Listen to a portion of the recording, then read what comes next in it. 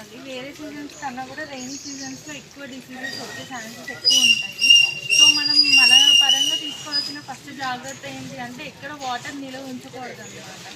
మన ఇంటి చుట్టుపక్కల పరిసరాలలో ఎక్కడన్నా చిన్న గిన్నెల్లో వాటర్ ఉందా, లేదంటే కొబ్బరి చిప్పల్లో కానీ కట్ చేసి పడేసిన వాటర్ బాటిల్స్లో, టైప్స్లో ఇలాంటి ప్లేసెస్లో వాటర్ స్టాగ్నెంట్ ఉండడం వల్ల మనకు మస్కిటోస్ అనేది ఎక్కువ అక్కడ బ్రీడ్ అయ్యి పాపులేషన్ అనేది పెరిగింది మస్కిటోస్కి. దానివల్ల మనకే కాకుండా మన చుట్టుపక్కల ఉండే అందరికీ కూడా ఈ మలేరియా, డెంగ్యూ లాంటి డిసీజెస్ బాగా వస్తాయి. సో మన సైడ్ నుంచి వాటర్ స్టాగ్నెంట్ ఎక్కడ లేకుండా స్ప్రేయింగ్ చేయించుకోవడము, ఆ లార్వా డెవలప్ కాకుండా ఇలాంటివన్నీ తీసుకుంటే మనం మన సైడ్ నుంచి కొంతవరకు ఈ డిసీజెస్ని స్ప్రెడ్ అవ్వకుండా ఆపచ్చు.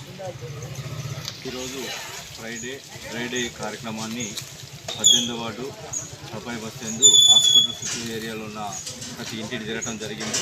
కమిషనర్ గారు ఆదేశాల మేరకు, స్థానిక ఎమ్మెల్యే కోనిమిడి సాంబశివరావు ఆదేశాల మేరకు ఈరోజు ఈ సఫాయి బస్సులో ప్రతి ఇంటికి వెళ్ళి, చుట్టుపక్కల హాస్పిటల్లో ప్రతి ఇంటికి వెళ్ళేసి కూడా ఫ్రైడే అంటే ఏంటి, మనం చేయాల్సిన ఈ వర్షాకాల సీజన్ వచ్చే వ్యాధుల గురించి, దోమకాటు వల్ల మలేరియా, డెంగ్యూ వ్యాధి రాకుండా నివారణ ఏ విధంగా చేసుకోవాలనేసి పూర్తిగా అవగాహన కలిగిస్తూ వారికి తీసుకోవాల్సిన జాగ్రత్తలు కూడా ప్రతిదీ చెబుతూ, నేను కానీ డాక్టర్ కానీ మా స్టాఫ్ కానీ ప్రతి ఒక్కరం కూడా మన మున్సిపల్ నుంచి ఎస్ఐ గారు, చారీ గారు కానీ, జవాన్ లక్ష్మణ్ గారు కానీ, మా శానిటరీ సిబ్బంది అందరితో సమైక్యమై కూడా ఈ కార్యక్రమం విజయవంతం చేసినందుకు మీ అందరికీ కూడా ప్రత్యేకంగా ధన్యవాదాలు.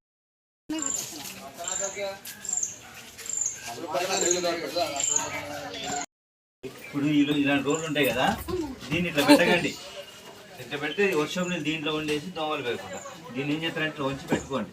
బోర్లు వేయకూడదు కాబట్టి ఇట్లా వంచి పెట్టుకుంటే దాంట్లో నీళ్ళు చెక్క టైప్ అని పెట్టంటే నీళ్ళు పోవు లోపలికి. తప్పండి దీంట్లో నీళ్ళు కింద నీళ్ళు ఉన్నాయి.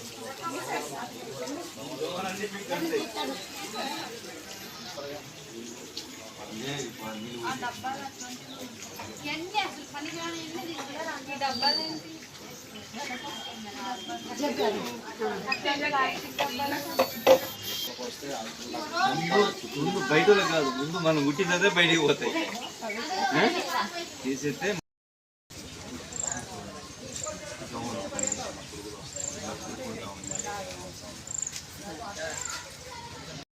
ఉన్నాయి కదా, డబ్బాలలో నీళ్ళు ఉంచకండి.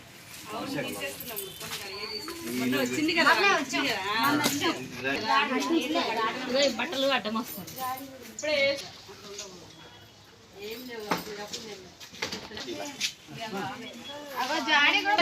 వర్షం రాత్రి మొత్తం పడ్డాయి కదా.